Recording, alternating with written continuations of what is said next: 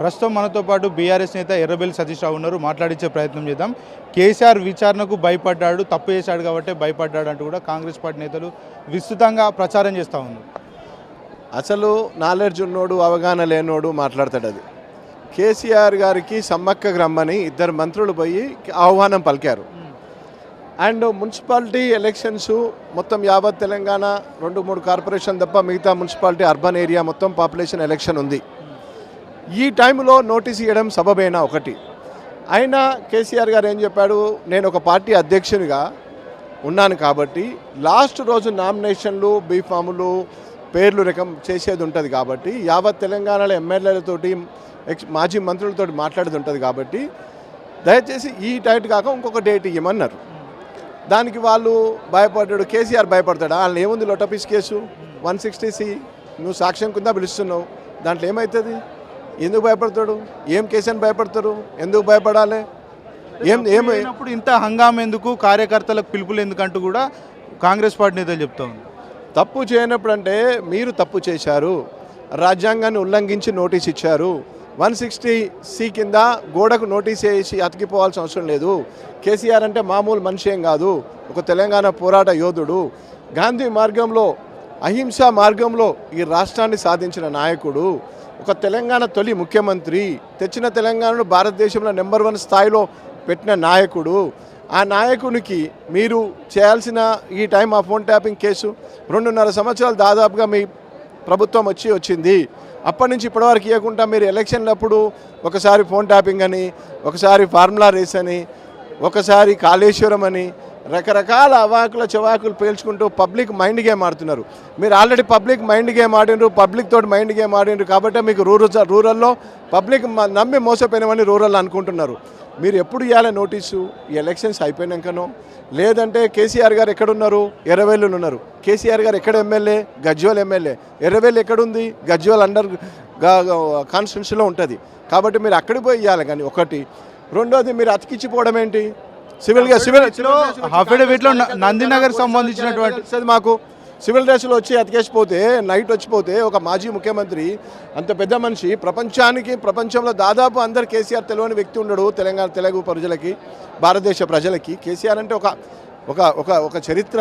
ఆయన ఒక పోరాట చరిత్ర. ఒక 60-70 ఏళ్ళ పోరాటం చేసి ఒక రాష్ట్రాన్ని సాధించడాన్ని మీరు ఏ విధంగా ట్రీట్ చేసి నోటీస్ ఇవ్వాలా? సుప్రీంకోర్టు గైడ్లైన్స్ ఏం చెప్తుంది? సత్యేంద్ర కేసు అండ్ వాసెస్ కేసులు ఏముంది? సీనియర్ సిటిజన్స్కి ఇచ్చే ముందు మీరు డైరెక్ట్ బై హ్యాండ్ ఇవ్వాలని ఉంది కదా. బెంగాల్ హైకోర్టు ఏం చెప్పింది? మద్రాస్ హైకోర్టులో ఆల్రెడీ ఉంది కదా. ఇవన్నీ చూసుకొని మీరు పోవాలి కదా. పోకుండా మీరు లీగల్గా ప్రజాస్వామ్యాన్ని కూని చేసింది ఈ ప్రభుత్వం. పోలీస్ డిపార్ట్మెంట్ వారు కూడా మీరు కష్టపడి చదువుకొని అంత పెద్ద నౌకరు తీసుకొచ్చుకున్నారు కదా. ప్రభుత్వ పెద్దలు ఏ గైడ్లైన్స్ ఇస్తే ఆ గైడ్లైన్స్ మీరు ఎందుకు కంగారు? మీరు గైడ్లైన్స్ ఫాలో కావాలి కదా. సుప్రీంకోర్టు మనకి ఏం చెప్తుంది? మీ జీపీ గారు ఏం చెప్పారు? జీపీ గారు అడ్వైస్ ఏం తీసుకున్నారు? లీగల్ ఏం తీసుకున్నారు? బై హ్యాండ్ ఇవ్వాలి కదా అబౌవ్ సీనియర్ సిటిజన్స్కి. ఆయన ఒక పెద్ద స్థాయి వ్యక్తి కదా. మీరు ఆ విధంగా ట్రీట్ చేయడం కరెక్టా? అఫిడవిట్లో నందినగర్ సంబంధించినటువంటి నివాసం మాత్రమే చిరునామాగా ఉంది, అందుకని అక్కడ నోటీసులు ఇచ్చాం. కేసీఆర్ సమయంలో అందుబాటులో లేరు కాబట్టి గోడకులు నోటీసులు అందించామని చెప్తాం. చిన్న పిల్లగాని తెలంగాణలో అడిగినా చెప్తారు కేసీఆర్ గారు ఎక్కడ ఉంటారు. ఈ రాష్ట్రం రాకముందుకు, కేసీఆర్ గారు ముఖ్యమంత్రి రాకముందుకు ఉద్యమం సమయంలో కూడా గక్కడే ఉన్నారు, ఇప్పుడు కూడా గక్కడే ఉంటుండ్రు. ఒకటి.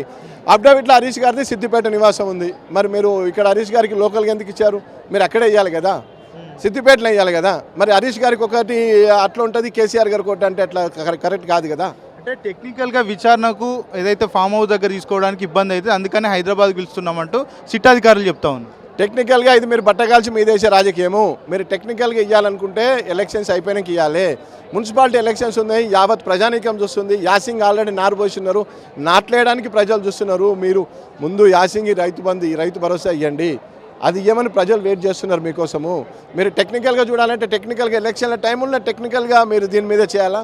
ప్రభుత్వం కొన్ని క్లాస్ ఉంటాయి కదా, ముఖ్యమంత్రి గారే హోంమంత్రి గారు కదా, కాబట్టే కదా వాళ్ళను ఎమ్మడిబడి వాళ్ళతోటి ఈ టైంలో ఇది చేయడము.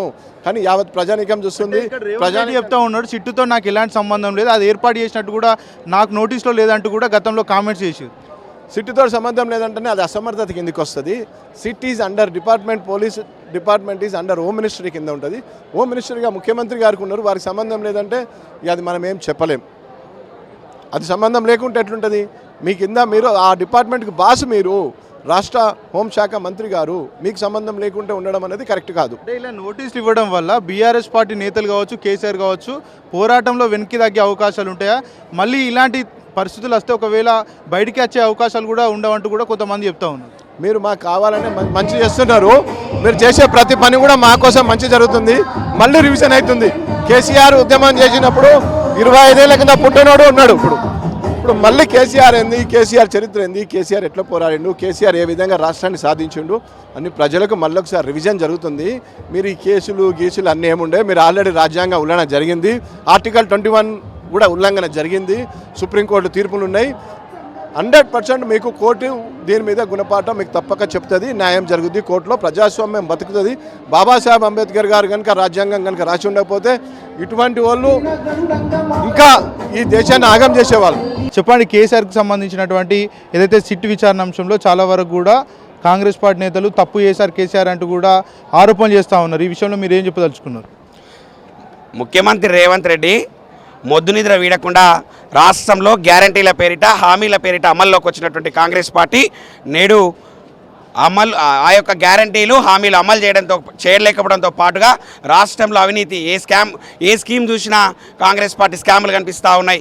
మొన్నటికి మొన్న కేజీబీబీడీలో 170 కోట్ల టెండర్లు కూడా దాఖలు చేసి నేను ఈరోజు ఒక జర్నలిస్ట్ కూడా, ఎమ్మెల్సీ జర్నలిస్ట్ కూడా ఈరోజు ఒక మీడియా సాక్షి కూడా చెప్పడం జరిగింది. నాగార్జున సాగర్ ఎమ్మెల్యే గారు కుందూరు జయవీరెడ్డి గారు కూడా అవినీతి చేసిరని, 100 కోట్ల రూపాయల అవినీతి జరిగిందని ఈరోజు వాళ్ళు చెప్తా ఉన్నట్టు సందర్భం రాష్ట్రంలో కనిపిస్తూ ఉన్నది. కాంగ్రెస్ ప్రభుత్వ పనితీరు ఏ విధంగా ఉందంటే స్కీములు, స్కాములు, దాచుకోవడం అనే ఒక నినాదంతో కాంగ్రెస్ పార్టీ, మరి ముఖ్యంగా రేవంత్ రెడ్డి తన కుటుంబ సభ్యుల జేబులు నింపడమే ఒక ప్రధాన లక్ష్యంగా పనిచేస్తూ ఉన్నాడు. రాష్ట్రంలో విద్యార్థులు, నిరుద్యోగులు ఒకవైపు, మహిళలు మరొక వైపున రిటైర్డ్ ఉద్యోగులు కూడా వారికి రావాల్సినటువంటి బెనిఫిట్స్, డ్రావిడ్ ఫండ్స్ రాకుండా ఇబ్బంది పడుతూ ఉన్నటువంటి పరిస్థితి ఈరోజు రాష్ట్రంలో చూస్తూ ఉన్నాం. ఏ ఒక్క సామాజిక వర్గం కూడా ఈరోజు రేవంత్ రెడ్డి పాలనలో సుభిక్షంగా కానీ కనీసం రేవంత్ రెడ్డిని ప్రశ్నిస్తారా అనేటువంటి మాట లేకుండా ఈరోజు రాష్ట్రంలో కనిపిస్తూ ఉన్నది. కాంగ్రెస్ పార్టీ మీద అభియోగం వచ్చిన ప్రతిసారి ప్రజలను రెచ్చగొడతా ఉన్నారు, మభ్య పెడుతున్నారంటూ కూడా కాంగ్రెస్ పార్టీ నేతలు చెప్తున్నటువంటి పరిస్థితి కనబడుతుంది. ఈ విషయంలో మీరు ఏం చెప్పదలుచుకున్నారు?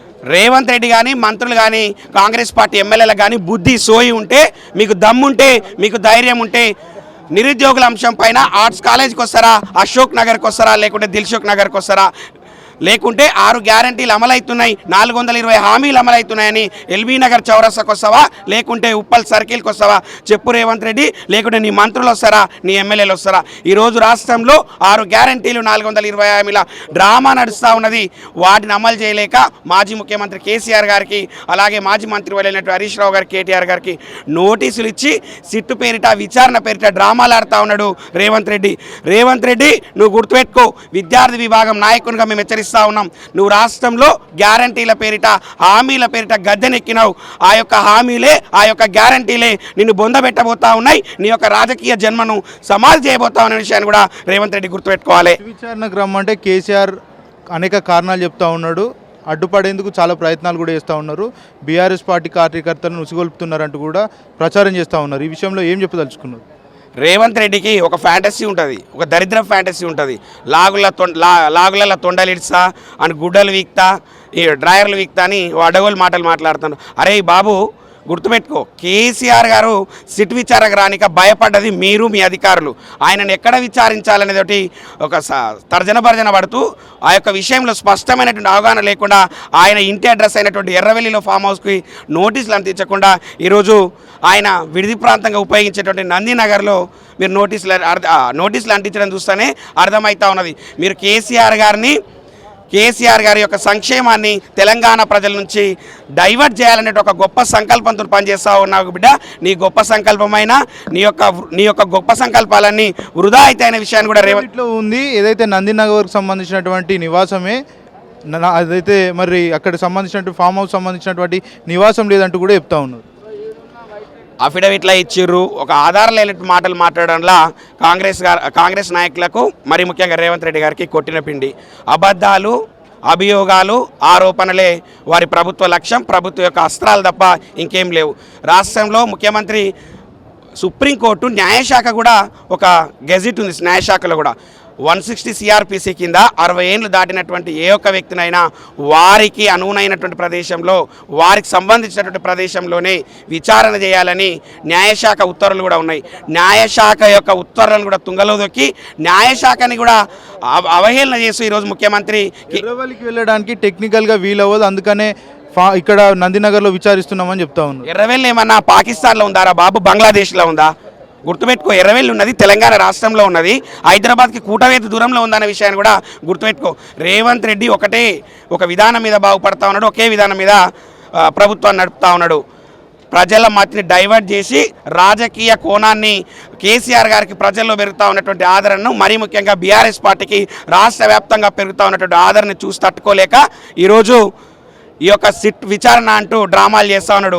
రేవంత్ రెడ్డి, నువ్వు గుర్తుపెట్టుకో, ఎన్ని విచారణలు చేసినా, ఎన్ని అరెస్టులు చేసినా, నువ్వెన్ని నోటీసులు ఇచ్చినా, ఉడత ఊపులకు, నీ పిట్ట బెదిరింపులకు బీఆర్ఎస్ పార్టీ కార్యకర్తలు భయపడరు. నువ్వు గజకర్ణ గోకర్ణ టక్కు టమార విద్యలేని ప్రదర్శించిన టీఆర్ఎస్ పార్టీ కార్యకర్త సైతం జనకడ అనే విషయాన్ని గుర్తెరగాల్సిందిగా మేము రేవంత్ రెడ్డికి హెచ్చరిస్తూ ఉన్నాం.